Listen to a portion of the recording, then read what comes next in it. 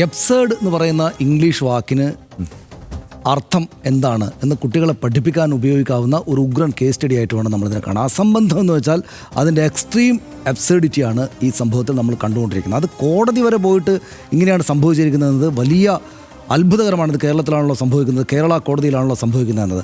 ഇതിലിപ്പോൾ സിനിമാക്കാരുടെ കൂടെ നിൽക്കുക എന്നതാണ് നമ്മളെല്ലാവരും ചെയ്യേണ്ടത് ഈ ഘട്ടത്തിൽ എന്നാണ് ഞാൻ വിചാരിക്കുന്നത്. കാരണം സിനിമാക്കാർക്കറിയാം, അദ്ദേഹത്തിൻ്റെ സിനിമാക്കാരുടെ അഭിഭാഷകനും സിനിമാക്കാർ തന്നെയും സൂചിപ്പിക്കുന്നുണ്ടായിരുന്നു, ഇത് വേണമെങ്കിൽ കേസ് നടത്തി മുന്നോട്ട് പോകാം. പക്ഷേ ഇത് വലിയ ലക്ഷങ്ങൾ കോടികൾ ഇട്ടുള്ള കളിയാണ്. ഓരോ ദിവസം കഴിയും തോറും അവരുടെ റിലീസ് ഡേറ്റ് മാറ്റിവെക്കുകയാണെങ്കിൽ പ്രയാസത്തിലേക്ക് പോയാൽ ബുദ്ധിമുട്ടാകും.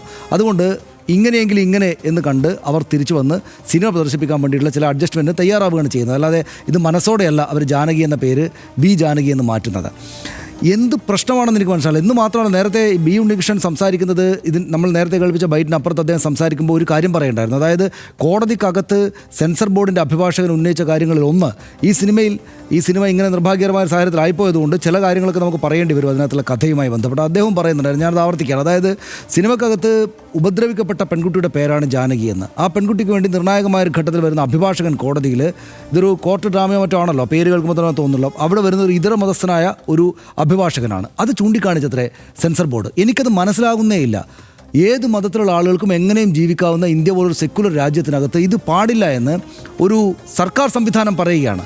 ഇതിനകത്ത് ഏറ്റവും അബ്സേർഡായിട്ടുള്ളതും ഏറ്റവും ഭീകരമായിട്ടുള്ള കാര്യം, ഈ സിനിമയെ വെച്ചുകൊണ്ട് ഇമാതിരിയുള്ള അബ്സേർഡായിട്ടുള്ള വർഗീയ കളി കളിക്കുന്നത് ഒരു സർക്കാർ സംവിധാനമാണ് എന്നാണ്.